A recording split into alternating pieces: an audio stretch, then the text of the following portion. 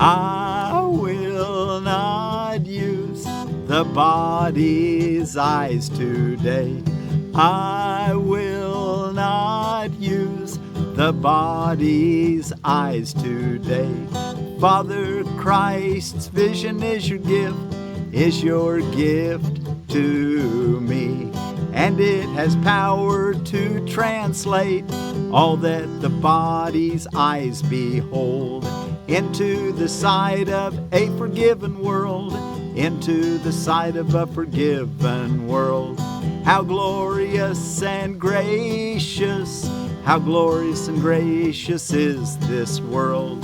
Yet how much will I perceive in it than sight can give. The world forgiven signifies your Son, acknowledges his Father, lets his dreams be brought to truth, and waits expectantly the one remaining instant more of time which ends forever as your memory returns to him. And now his will is one with yours, his will is one with yours. His function now is but your own, and every thought except your own is gone. His function now is but your own, and every thought except your own is gone. I will not use the body's eyes today. I will not use the body's eyes today. The quiet of today will bless our hearts. The quiet of the day will bless our hearts. The quiet of today will bless our hearts, and through them peace will come to everyone. Christ is our eyes today. Christ is our eyes today. And through his sight we offer healing to the world through him. The Holy Son whom God created whole, the Holy Son whom God created one. I will not use the body's eyes today. I will not use the body's eyes today. I will not use the body's eyes today. So what does that mean? Well, it doesn't mean you have to walk around with your eyes closed or just stay at home and stay in bed keeping your eyes closed. Might be a good idea, though, actually.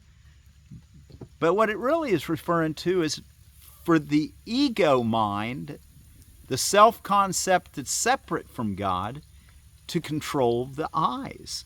So you're not going to let the body's use of the eyes dictate what you see. You're going to let Christ's vision reinterpret what you see so that you respond to what's real instead of what's an illusion. So you're basically, it's not my will but thine be done is the idea for today. I will not use the body's eyes today. And I'm Forgiveness Willie, teaching forgiveness from the Ozarks here on a rainy, well, for me it's on actually, what is today? Wednesday? But the preceding, this is for lesson 270 for Saturday, September 27th of 2025. We're reading from the Course in Miracles, or from A Course in Miracles, the Foundation for Inner Peace version. I will not use the body's eyes today. We've already sang through it, but let's just read through it. Father, Christ's vision is your gift to me, and it has power to translate all that the body's eyes behold into the sight of a forgiven world. How glorious and gracious is this world, yet how much more will I perceive in it than sight can give. The world forgiven signifies your Son acknowledges his Father, lets his dreams be brought to truth, and waits expectantly the one remaining instant more of time which ends forever, as your memory returns to him. And now his will is one with yours, his function now is but your own, and every thought except your own is gone. I will not use the body's eyes today. The quiet of today will bless our hearts, and through them peace will come to everyone. Christ is our eyes today. Christ is our eyes today. And through His sight we offer healing to the world through Him, the Holy Son whom God created whole, the Holy Son whom God created one. It reminds me of a song after my wife died.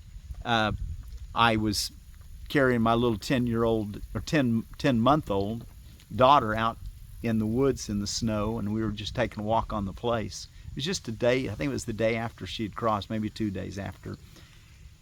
And I was missing her, obviously.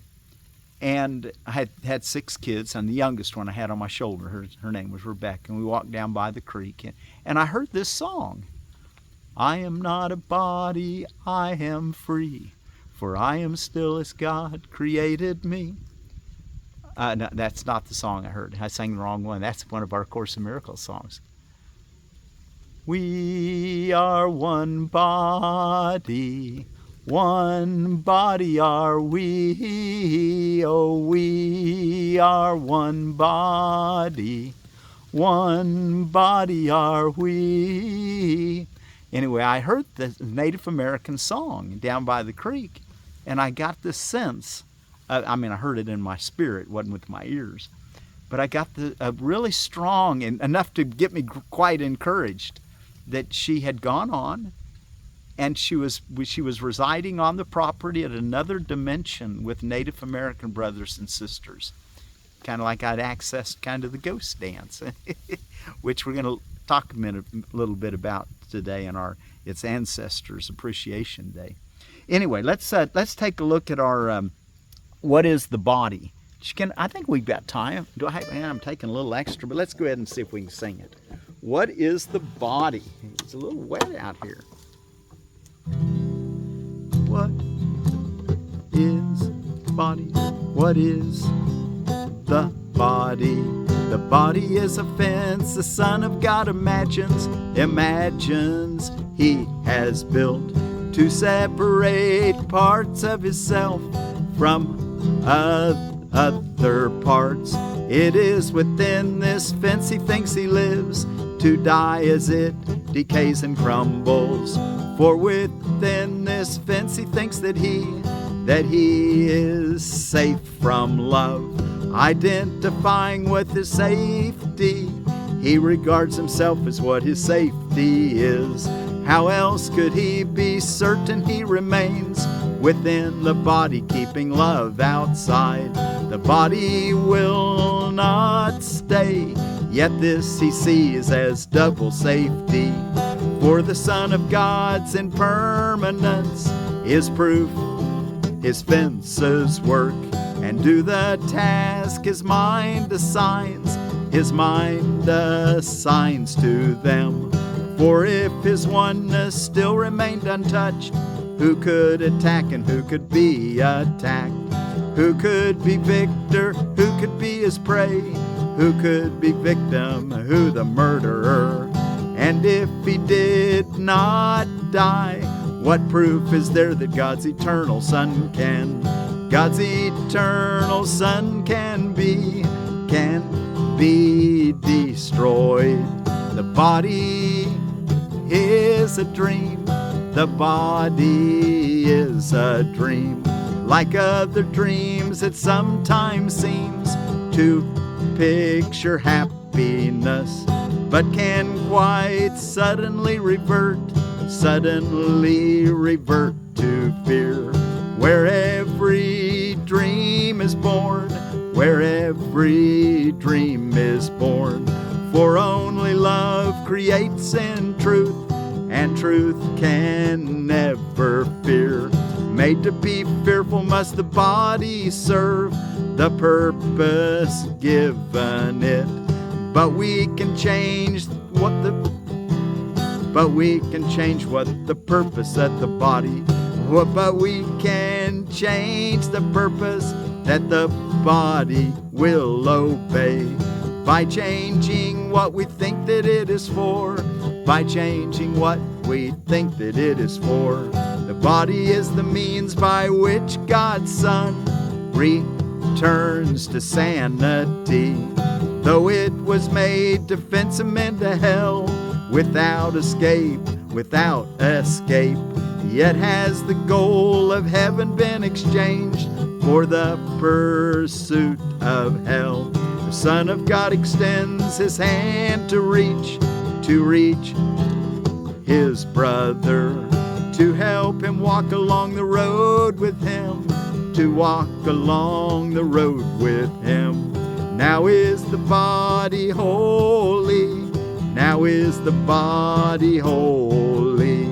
Now it serves to heal the mind that it was made to kill. You will identify with what you think will make you safe. Whatever it may be, you will believe that it is one with you. Your safety lies in truth and not in lies. Love is your safety, fear does not exist. Identify with love and you are safe. Identify with love and you are home. Identify with love and find yourself. Identify with love and find yourself. Self-realization. That's not using the body's eyes today. It's letting Christ use your body's eyes. I will not use the body's eyes today. Let's take a look at our text reading, and we're in chapter 29, and we're ready for Roman numeral 7, the Antichrist. Might give you a heads up, using the body's eyes, letting the ego direct it would be using the Antichrist instead of Christ. We don't want to follow the Antichrist, which many of us have been doing for a lot, following idols. Let's look at this. The Antichrist. And remember to do your 2 longer practice periods today, morning and evening, and then do an hourly remembrance, thanksgiving, checking in with God. Tell yourself, I will not use the body's eyes today. The Antichrist. What is an idol? Oh, and did I say I'm Forgiveness Willie, teaching forgiveness in front of my Rubus idaeus, the red raspberry bushes, and some walnuts behind me here on my place here in the Ozarks. And I'm glad you've come to join me in studying. I think maybe I don't know if I did tell you. Yeah, I did say today's. It's lesson 270. The Antichrist. What is an idol? Do you think you know? For idols are unrecognized as such, and never seen for what they really are. That is the only power that they have. Their purpose is obscure, and they are feared and worshipped, both because you do not know what they are for and why they have been made. An idol is an image of your brother that you would value more than what he is.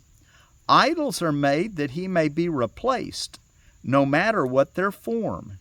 And it is this that never is perceived and recognized, be it a body or a thing, a place, a situation, or a circumstance, an object owned or wanted, or a right demanded or achieved. It is the same. Again on all that in sentence 7, idols are made that he may be replaced, no matter what their form. And it is this that never is perceived and recognized, be it a body or a thing, a place, a situation, or a circumstance, an object owned or wanted, or a right demanded or achieved. It is the same. All those can be idols. 2, let not their form deceive you. Idols are but substitutes for your reality. In some way you believe they will complete your little self, for safety in a world perceived as dangerous, with forces massed against your confidence and peace of mind. They have the power to supply your lacks and add the value that you do not have. No one believes in idols who has not enslaved himself to littleness and loss. No one believes in idols who has not kind of enslaved himself to the belief that he's little and can have loss, and thus must seek beyond the little self for strength to raise his head and stand apart from all the misery the world reflects. This is the penalty for not looking. This is the penalty for looking not within for certainty. This is the penalty for not looking within for certainty. And quiet, calm, that liberates you from the world and lets you stand apart in quiet and in peace. This is the penalty for looking not within for certainty, and quiet, calm, that liberates you from the world and lets you stand apart in quiet and at peace. Let's learn to look within instead of think we need to find satisfaction without. 3. An idol is a false impression or a false belief, some form of Antichrist that constitutes a gap between the Christ and what you see. An idol is a wish made tangible and given form, and thus perceived as real and seen outside the mind. Yet it is still a thought, and cannot leave the mind that is its source, nor is its form apart from the idea it represents. All forms of Antichrist oppose the Christ, and fall before his face like a dark veil that seems to shut you off from him, alone in darkness. Yet the light is there. A cloud does not put out the sun. No more a veil can banish what it seems to separate, nor darken by one whit light. But let's read that again. No more a veil can banish what it seems to separate, nor darken by one whit the light itself. So he's saying that even though your veil, you haven't seen it because of the Antichrist, those beliefs you're holding, it's still shining bright like the sun. It's just your beliefs are clouding the light. Paragraph 4. This world of idols is a veil across the face of Christ because its purpose is to separate your brother from yourself. A dark and fearful purpose, yet a thought without the power to change one blade of grass from something living to a sign of death. Its form is nowhere, for its source abides within your mind where God abideth not. Where is this place where what is everywhere has been excluded and has been kept apart? What hand could be held up to block God's way? Whose voice could make demand he enter not? What voice could make demand he enter not? The more than everything is not a thing to make you tremble and to quail in fear. Christ's enemy is nowhere. He can take no form in which he ever will be real. 5. What is an idol? Nothing. That's the answer. What is an idol? Nothing. It must be believed before it seems to come to life and given power that it may be feared. Its life and power are its believer's gift, and this is what the miracle restores to what has life and power worthy of the gift of heaven and eternal peace. The miracle does not restore the truth. The light, the veil between, has not put out. It merely lifts the veil and lets the truth shine unencumbered, being what it is. It does not need belief to be itself, for it has been created, so it is. 6. An idol is established by belief, and when it is withdrawn, the idol dies. This is the Antichrist. The strange idea there is a power past omnipotence, a place beyond the infinite, a time transcending the eternal. Here the world of idols has been set by the idea this power and place and time has given form and shaped the world where the impossible has happened. Here the deathless come to die, the all-encompassing to suffer loss, the timeless to be made the slave of time. Here does the changeless change, the peace of God, forever given to all living things, give way to chaos, and the Son of God, as perfect, sinless, and as loving as his Father, come to hate a little while, to suffer pain, and finally to die. 7. Where is an idol? Nowhere. What is an idol? Nothing. Where is an idol? Nowhere. Can there be a gap in what is infinite, a place where time can interrupt eternity, a place of darkness set where all is light, a dismal alcove separated off from what is endless, has no place to be? An idol is beyond where God has set all things forever, and has left no room for anything to be except His will. Nothing and nowhere must an idol be, while God is everything and everywhere. 8. What purpose has an idol then? What is it for? This is the only question that has many answers, each depending on the one of whom the question has been asked. The world believes in idols. No one comes unless he worshipped them, and still attempts to seek for one that yet might offer him a gift reality does not contain. Each worshiper of idols harbors hope his special deities will give him more than other men possess.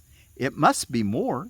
It does not really matter more of what. More beauty, more intelligence, more wealth, or even more affliction and more pain. But more of something is an idol for. And when one fails, another takes its place, with hope of finding more of something else. Be not deceived by forms the something takes. An idol is a means for getting more, and it is this that is against God's will. And the last paragraph, 9. God has not many sons, but only one. Who can have more, and who be given less? In heaven would the Son of God but laugh if idols could intrude upon His peace. It is for Him the Holy Spirit speaks and tells you idols have no purpose here, for more than heaven can you never have.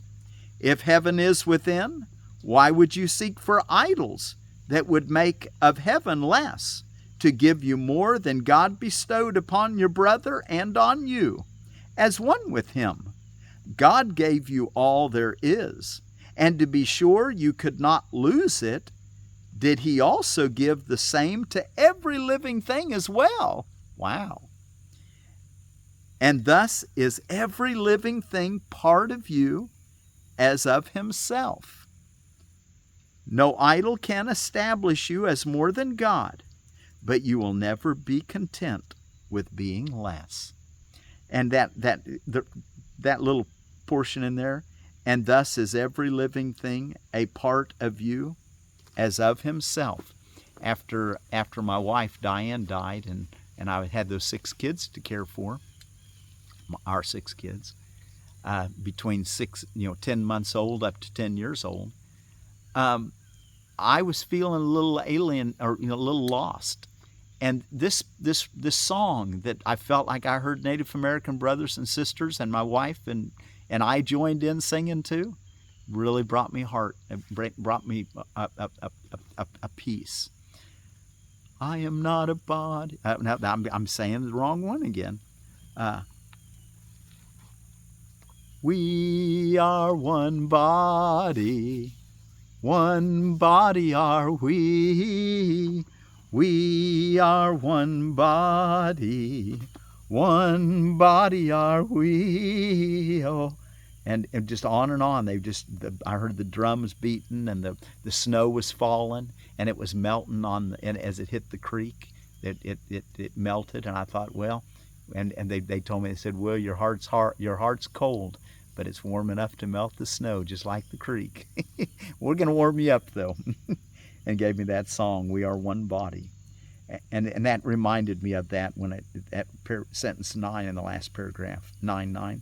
And thus is every living thing a part of you, as of Himself, as of God. Okay, what's going on around the world? Be sure to do your lesson today. I will not use the body's eyes today. Let's see, it's Elevation of the Holy Cross.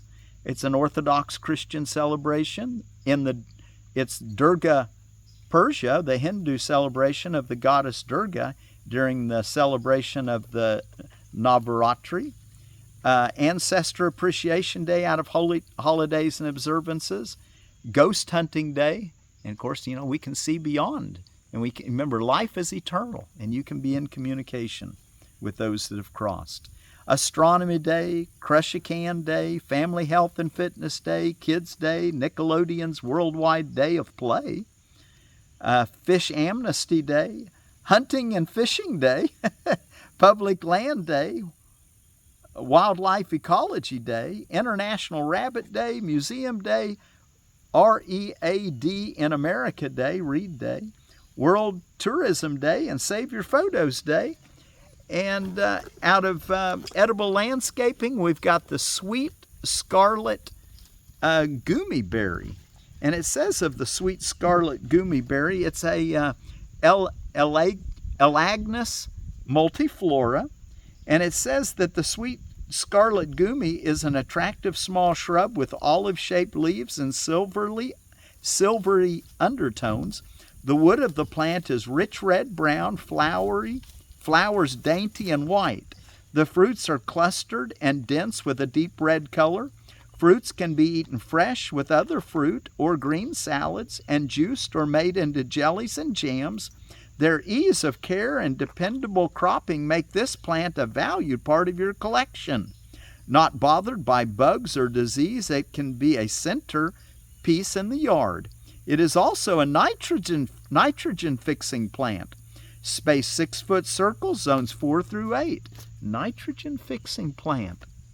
Okay, let's see. We've got just enough time to close with our song. And our word for peace will be from the Masaba people of Uganda. They're on the East Central Africa. They're on the slopes of Mount Elgin on the Manafwa River. And the word for peace is Koosi. Koosi be with you. Peace be with you. I will not use the body's eyes today. I will not use the body's eyes today. Father Christ's vision is your gift to me. It has power to translate all that the body's eyes behold into the sight of a forgiven world, into the sight of a forgiven world. How glorious and gracious is this world, Yet how much more will I perceive in it than sight can give. The world forgiven signifies your Son, acknowledges his Father, lets his dreams be brought to truth, and waits expectantly the one remaining instant more of time, which ends forever as your memory returns to him, as your memory returns to him. And now his will is one with yours, now his will is one with yours. His function now is but your own, and every thought except your own is gone. I will not use the body's eyes today. I will not use the body's eyes today. The quiet of today will bless our hearts, and through them peace will come to everyone. Christ is our eyes today. Christ is our eyes today. And through his sight we offer healing to the world through him. The Holy Son whom God created whole, the Holy Son whom God created one. I will not use the body's eyes today. I will not use the body's eyes today. Be sure, that same thing as saying, my will be done. Thy will be done on earth as it is in heaven. Follow the Holy Spirit's guidance to see what the Holy Spirit wants you to see. I will not use the body's eyes today. And as the Masaba people say of Uganda, Koosi. I will not use the body's eyes today. Koosi.